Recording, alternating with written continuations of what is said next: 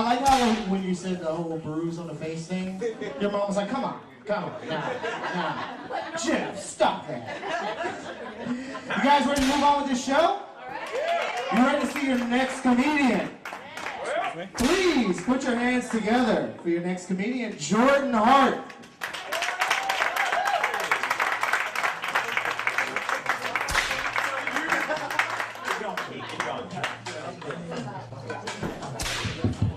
Alright, good to be here, guys. Keep it going for Keith, our host tonight. Keep it going for headliner, Mr. Matt Drufke. Keep it going for Morgan Freeman, hell of an actor. Come on. Keep it going for Gutenberg, invented the printing press. Single-handedly changed the face of human history. Alright. Sorry if I seem a little bit out of it, guys. I'm kind of tired. Or, as my parents would put it, high. They're fascists, man. You don't smoke a bowl before you go up on stage. You know what? I'll do what I want. Go to my room and cut myself a dashboard confessional. Anyway, that's a very emo joke. How many people here, by round of applause, have tried marijuana?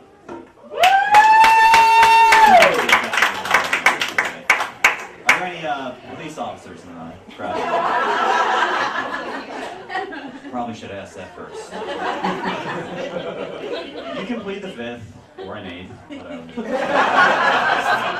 And I don't pot. I mean, I tried pot. You know, I tried it. You know, in high school because it was a cool thing to do. In college, when I dropped out of college. 20 minutes ago in the parking lot, but I'm not a pothead, guys. I can stop at any time. What was I talking about? I lost my train of thought.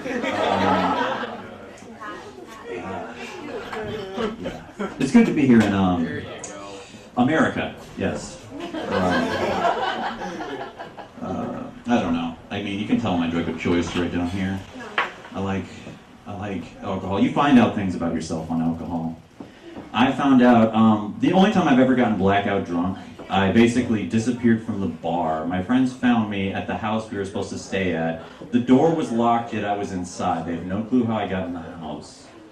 And they found me in the bathroom, puke in the toilet, unflushed, me passed out. And the best part, I took off my socks and it made myself a little pillow. I laid down. So I found out when I drink, I become adorable. Adorable. You guys like my shirt? It's made out of boyfriend material. What's up? How's it going? So funny. So funny. I don't know. Indiana sucks for alcohol. Did you know Indiana is the only state that doesn't serve alcohol on Sundays?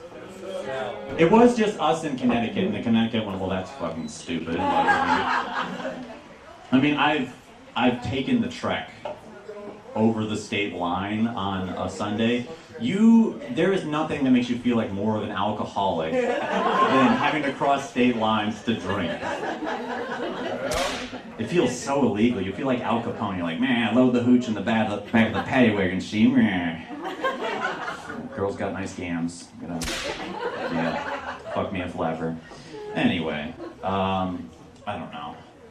I don't like people who have an attitude against drinking, doing drugs, any of those things, because those people are always like non-smokers. And I don't mean non-smokers. I'm sure most of you statistically are non-smokers. I just mean people who are proud. Like, I'm a non-smoker. Like, people who are proud. Like, I didn't realize you could do that. I didn't realize you could be proud of not having an addiction, you know? Like, I could try that. Hey, I'm a non-heroin addict. Haha, yeah, look at me. I don't suck dick for coke.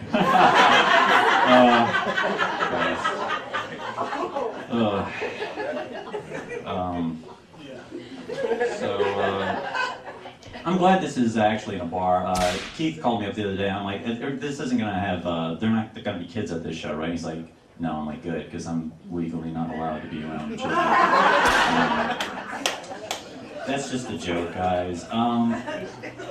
This next joke is new, and you will either think it's hilarious or you will think I'm the Antichrist.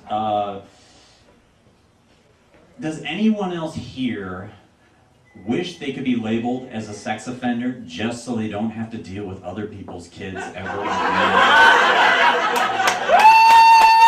Good, I thought it was just me.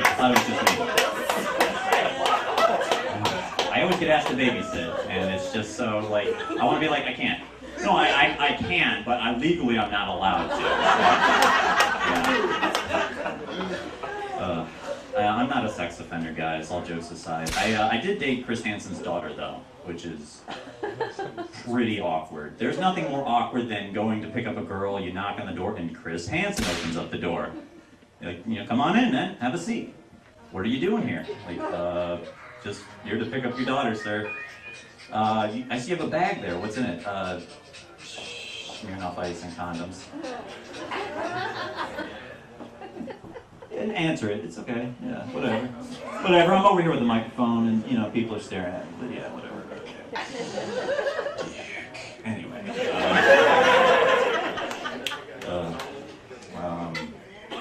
I don't know. I have a host of awkward stories I could share with you guys tonight, but I don't know. I'm kind of awkward around women. This is why I've stopped smoking weed, because I've been cock-blocked twice. I'll tell you both the stories. First story was my would-be first threesome got blocked. Okay, I was doing a show, and these two girls, this was like one of those like middle of nowhere, like Possum Ridge, Arkansas shows. Like, they just get dragged out there, and these girls are like, in the middle of nowhere, and they're talking about how they wanted to have sex with a guy together. And I was like, okay, that's interesting. And I realized why they were telling me this, because I was out of town, and I'm not going to tell anyone except for strangers in the comedy club. So we get dragged out. I bring them back to my hotel room, and it's on till the break of dawn.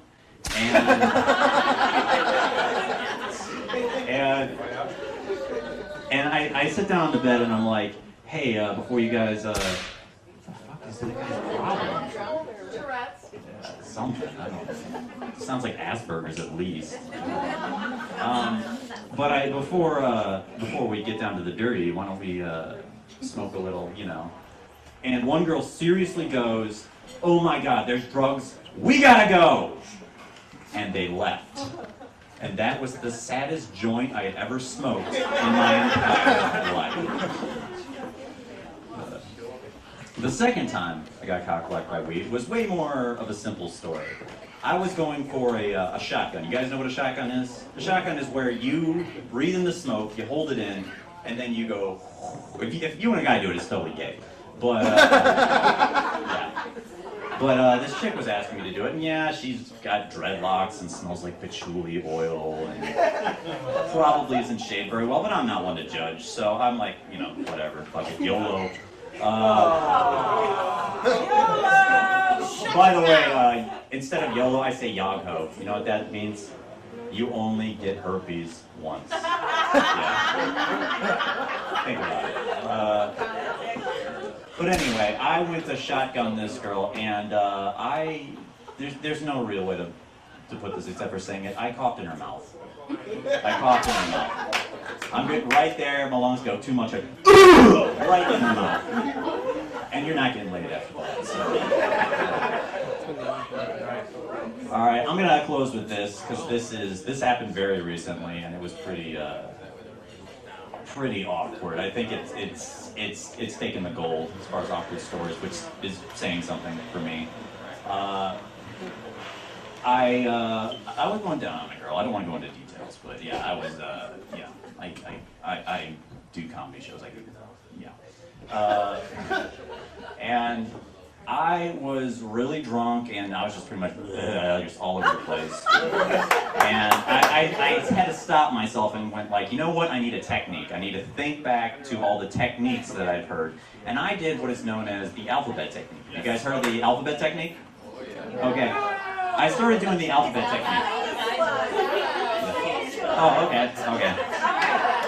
All right. I'm gonna explain it. Calm down. Don't do it again. Yeah.